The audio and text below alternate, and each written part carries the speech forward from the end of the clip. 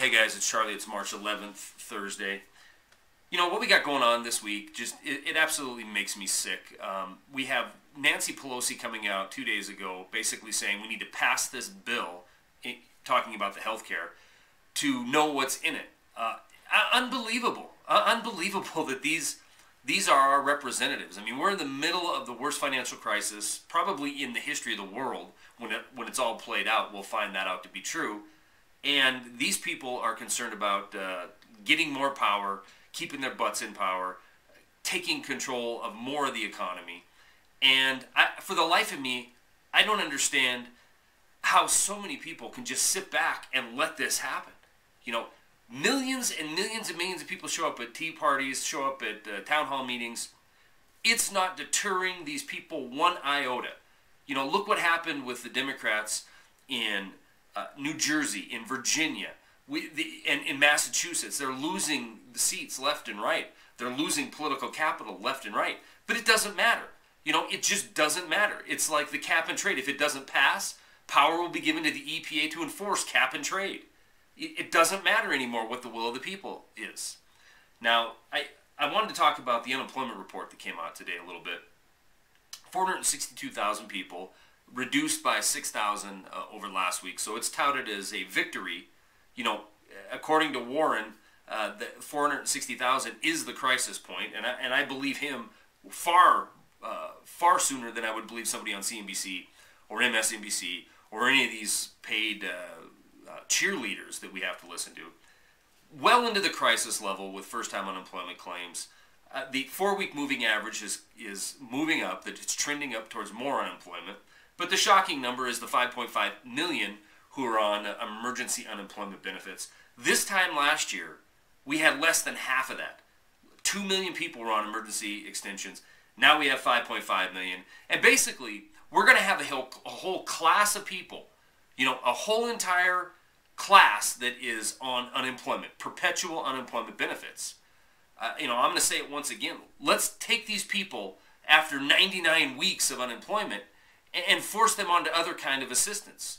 More painful assistance, more assistance that has more stigma to it, that will maybe anger some more people so that they will be out in the streets complaining and griping and demanding action from their so-called representatives. We just don't, we don't have it. It doesn't matter what you want. You know, we got to pass it to see what's in it. Are you kidding me? California, how could you give us Nancy Pelosi? San Francisco, what were you thinking, you know, electing this person? You've got to pass it to know what's in it.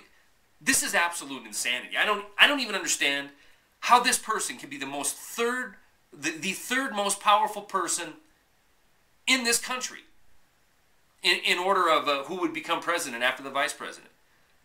It's terrifying. This is absolutely terrifying. And what's going to happen if they can't get the votes to pass this health care? Well, we'll probably have some sort of executive order or some kind of staged meltdown in the economy, and health care is going to end up being, the word systemic is going to be dragged back into the mix, and we're going to be told this is all for our own good, and millions of sheeple will gobble it up. Along with this, I found a story on Zero Hedge I'm going to post with this video by Gordon Gekko. Please read it. It's really important. It goes along the lines with what Citibank put out a few weeks ago about how they can require 7 days before you get to withdraw any money from your checking account. Well, this is the same thing. It's a Florida bank that's saying they can close your paper gold account at any time without giving you notice before they sustain losses. Now, according to Gordon Gekko on Zero Hedge, he's coupling that with the Citibank notice and drawing a comparison to what's going on in the bond markets and with debt sales, and showing that other countries aren't coming in to buy this debt. You know, that these mandatory buyers are stepping up, i.e. the Fed and i.e. the PIMCOs coming in, and they're buying the debt, but we're running out of customers for our own debt.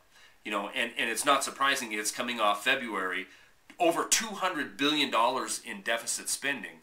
The game's running out. I mean, people are stop trusting in our government to pay back debt in the long term. And why would they? You know, look what's going on. We're in the middle of catastrophe financially. You know, millions and millions unemployed, 5 million on emergency benefits, and we have the Speaker of the House of the United States of America saying, we got to pass it before we can find out what's in it. Absolute insanity. Thanks to everybody who has been joining me on the Lion's Den with Eric Lovely.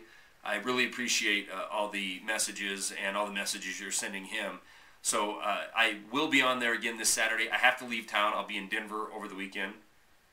But I will do the show from Denver on Saturday from 7 o'clock to 9 o'clock p.m. East. So if you get a chance, please come over and listen in. And better yet, if you get a chance, call in or subscribe or join the Freedomizer Radio and get in the chat room and post questions there. So, at any rate, I will talk to everybody Saturday, but for now, that's all I got.